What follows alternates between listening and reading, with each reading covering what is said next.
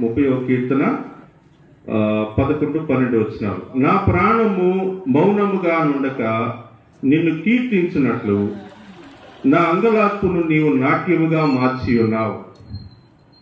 నీవు నా గోనెపట్ట విడిపించి సంతోష వస్త్రము నన్ను ధరింపచేసి ఉన్నావు. యెహోవా నా దేవా, నిత్యము నేను నిన్ను స్తుతించెదను. ప్రియులారా, ఈ మాటలో ఈ కుటుంబము గత కొన్ని దినాలుగా లేదా కొన్ని నెలలుగా సుమారు మార్చి చివర ఏప్రిల్ సమయంలో మరి ఒక తీవ్రమైనటువంటి పరిస్థితికి చోటు చేసుకున్నటువంటి పరిస్థితి గురించి ధ్యాన భక్తులు తన యొక్క సాక్ష్యంలో తెలియపరిచి ఉన్నారు. మరి ఆ కుటుంబంలో దేవుడు చేసినటువంటి మేలులను బట్టి, తనకి ఇచ్చినటువంటి ఆరోగ్యమును బట్టి ఈ యొక్క కార్యక్రమాన్ని ఈ దినము ఏర్పాటు చేసుకుని ఉన్నారు. 30వ కీర్తన 1 నుంచి చూడండి. యెహోవా నా శత్రువులను నా విషయమై సంతోషింపనీయక నీవు నన్ను ఉద్ధరించి ఉన్నావు. అందుకై నేను నిన్ను కొనియాడుచున్నాను. యెహోవా నా దేవా, నేను నీకు మొరపెట్టగా నీవు నన్ను స్వస్థపరిచితివి. యెహోవా పాతాళములో నుండి నా ప్రాణమును లేవదీసితివి. నేను గోతిలోనికి దిగకుండా నీవు నన్ను బ్రతికించితివి. యెహోవా భక్తులారా, ఆయనను కీర్తించుడి. ఆయన పరిశుద్ధమైన జ్ఞాపకార్థ నామమును బట్టి ఆయనను స్తుతించుడి. ఈ కీర్తనలో మొదట మనం 30వ కీర్తన 1 వచనాల్లో మనం చూసినప్పుడు ఆ రెండవ వచనంలో చూస్తే, నేను నీకు మొరపెట్టగా నీవు నన్ను స్వస్థపరిచితివి. మనం ఆ వారం రోజులు లేదా ఆ 2 వారాలు మరి ఎంతగా మన యొక్క సంఘం అంతా కూడా కలిసి మనం ప్రార్థన చేశామో అందరికీ తెలుసు. మన సంఘాలే కాదు, బయట ఉన్నటువంటి సంఘాలు కూడా ఉద్యోగం కూడా ఇచ్చారు. రైల్వేలో కాంట్రాక్ట్ బేసిక్లో మరి ఒక ఉద్యోగాన్ని కూడా దేవుడు ఇచ్చాడు. కాబట్టి దేవుడు చేసినటువంటి మేలులను మనము మర్చిపోకూడదు. అందుకే 2వ వచనంలో ఏమంటున్నాడు, నేను నిన్ను స్వస్థపరిచాను. 3వ వచనంలో నా ప్రాణమును లేవదీసితివి. 3వ వచనంలోనే తర్వాత ఏమంటున్నాడు, నీవు నన్ను బ్రతికించితివి. నన్ను స్వస్థపరిచావు, నన్ను లేవదీశావు, నన్ను బ్రతికించావు. కాబట్టి ఇలా దేవుడు చేసిన యెహోవాకు ఇలాగూ ప్రార్థించను. మత్స్యం కడుపు అంటే చెప్పండి. మత్స్యం కడుపు అంటే ఐసియు. మత్స్యం కడుపు అంటే ఏంటి? ఐసియు. ఈ మత్స్యం కడుపు అయితే ఎన్ఐసియు అన్నమాట. ఎన్ఐసియు. అక్కడి నుంచి ప్రార్థన చేశాడు. ఎవరు? యోనా ప్రార్థన చేశాడు. అక్కడి నుంచి ఏమని ప్రార్థన చేశాడు అంటే, నేను ఉపద్రవంలో ఉండి యెహోవాకు మనవి చేయగా ఆయన నాకు ప్రత్యుత్తరం ఇచ్చెను. ఎక్కడి నుంచి ప్రార్థన చేస్తున్నాడు? ఉపద్రవములో ఉండి. ఉపద్రవం అంటే ఎంత భయంకరమైనటువంటి ప్రదేశం.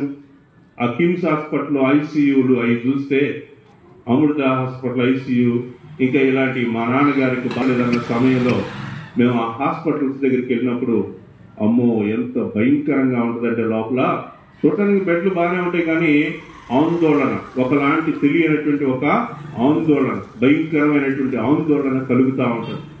కాబట్టి ఉపద్రవంలో ఉన్నప్పుడు నేను నీకు మనవి చేస్తే, యెహోవాకు మనవి చేస్తే ఆయన నాకేం చేశాడు? ప్రత్యుత్తరం ఇచ్చాడు. తర్వాత ఏమంటున్నాడు? పాతాళ గర్భములో నుండి నేను కేకలు వేయగా నీవు నా ప్రార్థన అంగీకరించితివి. ఈ విషయాలు మనం గమనించాలి. ఎందుకంటే దేవుడు చేసినటువంటి మేలులను బట్టి ఈ కుటుంబంలో మరి ఈ రోజు ఈ సాయంకాలం వేళ దేవుని యొక్క వాక్యం వింటున్నటువంటి మీరందరూ ఏ సమయంలో మనం ప్రార్థన చేస్తే దేవుడు వింటాడు అనే విషయాన్ని మనం గమనించాలి.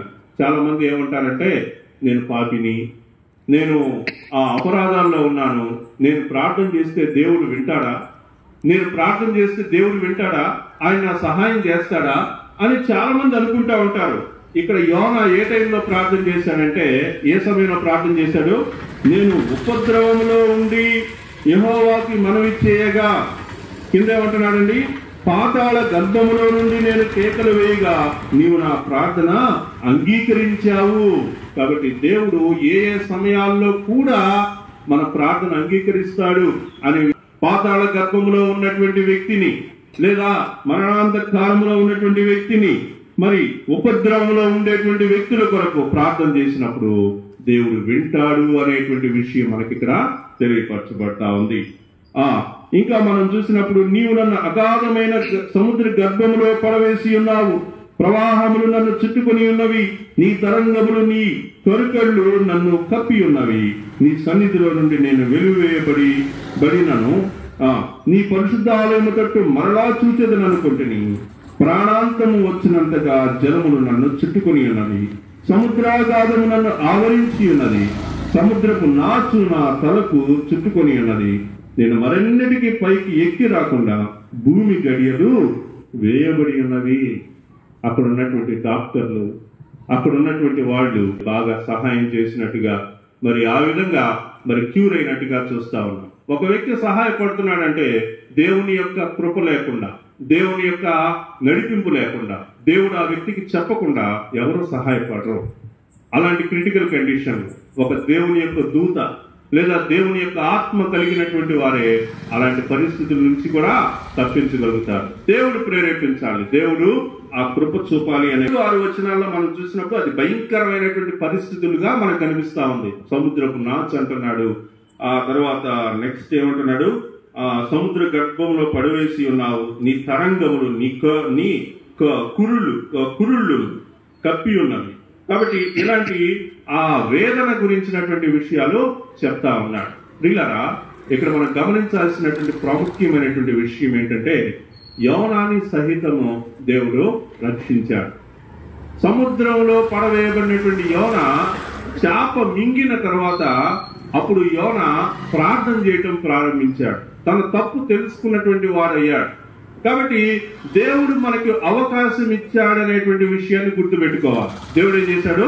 అవకాశం ఇచ్చాడు. చిన్నుకు అవకాశం ఇచ్చాడు, మన కుటుంబాలకు అవకాశం ఇస్తున్నాడు. యోనాని మనం జ్ఞాపకం తెచ్చుకున్నప్పుడు యోనా జీవితంలో నుంచి మనకేం అర్థమవుతుందంటే, దేవుడు మనకేం చేశాడు? అవకాశం ఇచ్చాడు. 3వ అధ్యాయం స్టార్టింగ్ లో ఏముంటుందో తెలుసా? 3వ అధ్యాయం స్టార్టింగ్ లో 2వ మారు యోనాకు ప్రత్యక్షమై సెకండ్ ఛాన్స్ ఇచ్చాడు. దేవుడు యోనాకు ఏం చేశాడు? సెకండ్ ఛాన్స్ ఇచ్చాడు. కాబట్టి దేవుడు మనకు కూడా ఇంకొక అవకాశాన్ని ఇచ్చినప్పుడు అవకాశాన్ని మనము మిస్ చేసుకోకూడదు. దేవుడు నిన్ను అనేక సార్లు అనేకమైనటువంటి మరణపరమైనటువంటి ఆ పరిస్థితుల నుంచి దేవుడు నిన్ను తప్పించినప్పుడు దాన్ని గుట్టిగా చూసి చూడకుండా వదిలేయకూడదు. దేవుడు నీ యొక్క స్థితికి, నీ యొక్క గతికి మించినటువంటి కృప చూపినప్పుడు దాన్ని చూస్తూ నువ్వు సైలెంట్ గా ఉండకూడదు. కాబట్టి దేవుణ్ణి స్తుతించాలి, నీ కుటుంబ పక్షంగా స్తుతించాలి. ఇలా మీటింగ్ పెట్టి అందరికీ నీ యొక్క సువార్తను తెలియజేయాలి. దేవుడు నీ జీవితంలో చేసినటువంటి మేలులను ఏం చేయాలి? అందరికీ తెలియజేయాలి. అలా చేసినప్పుడు దేవుడు నిన్ను బట్టి ఆయన ఎంతగానో హర్షిస్తాడు, ఆయన ఎంతో సంతోషిస్తాడు. నా కుమారుడు కదా, నా గురించి చెప్తున్నాడు కదా అనేటువంటి ఉద్దేశం మనకి కనిపిస్తాడు. వచనం చూడండి ఒక్కసారి. అసత్యమైన వ్యర్థ దేవతలందు లక్ష్యముంచు వారు తమ కృపాధారమును విసర్జింతురు. కాబట్టి నేను ఇప్పుడు మీకు చెప్తున్నటువంటి విషయం ఏంటంటే, నీకు రక్షణ కలిగేది, నీకు మారు మనసు కలిగేది, నీకు స్వస్థత కలిగేది కేవలం దేవుని ద్వారా మాత్రమే. అన్య దేవతల వైపు నేను నా యొక్క దృష్టి నిలుపుతానంటే అన్య దేవతల వల్ల నీకు వచ్చేటువంటి లాభమేమీ ఉండదు. నీ ఒక ఆచారంలో, ఒక భక్తి, ఒక ఆచారం అనేటువంటి విషయాల్లో నువ్వు ఉంటావే కానీ దానివల్ల నీకు ఏమీ లాభం లేదు. కానీ ఇక్కడ మనం చూస్తా ఉన్నాం, అసత్యమైన వ్యర్థ దేవతలందు లక్ష్యం ఉంచకూడదు అనేటువంటి విషయాన్ని మనం గుర్తుపెట్టుకోవాలా. ఈ సాయంకాల వేళ ఇక్కడ కూర్చున్నటువంటి మీలో ఎవరైనా కానీ యేసుక్రీస్తుని సొంత రక్షకుడిగా అంగీకరించినటువంటి వారు ఉన్నట్లయితే ఇదే మిక్కిలి అనుకూల సమయం. ఈ సమయంలో మీరు దేవుని నామాన్ని నమ్ముకున్నటువంటి వారైతే మరి మనము మోక్ష భాగ్యం పొందుకుంటాం. అందుకే అక్కడ ఏమంటున్నాడంటే 9వ వచనం చివరిలో, యెహోవా యొద్దనే రక్షణ దొరుకునని ప్రార్థించెను. ప్రార్థన ఏమని చేశాడు? ఆ ప్రార్థన ముగింపులో ఏం చేశాడు? రక్షణ ఎవరి దగ్గర దొరుకుతుంది? యెహోవా యొద్దనే రక్షణ. మన జీవితానికి రక్షణ అనేది ఎక్కడ దొరుకుతుందంటే యెహోవా యొద్దనే. ఒకసారి చూడండి చివరిగా యోహాను సువార్త 5వ అధ్యాయంలో చూడండి. యోహాను సువార్త 5:22 చూస్తే, మరణములో నుండి జీవములోనికి దాటి ఉన్నారు అనేటువంటి మాట మనం అక్కడ చూస్తా ఉన్నాం. ఒకసారి చూడండి 5వ అధ్యాయము 22 నుంచి చూద్దాం. తండ్రిని గణపరచునట్లుగా అందరూ కుమారుని గణపరచవలెనని తీర్పు తీర్చుటకు సర్వాధికారము కుమారునికి అప్పగించి ఉన్నాడు. కుమారుని గణపరచని వాడు ఆయనను పంపిన తండ్రిని గణపరచడు.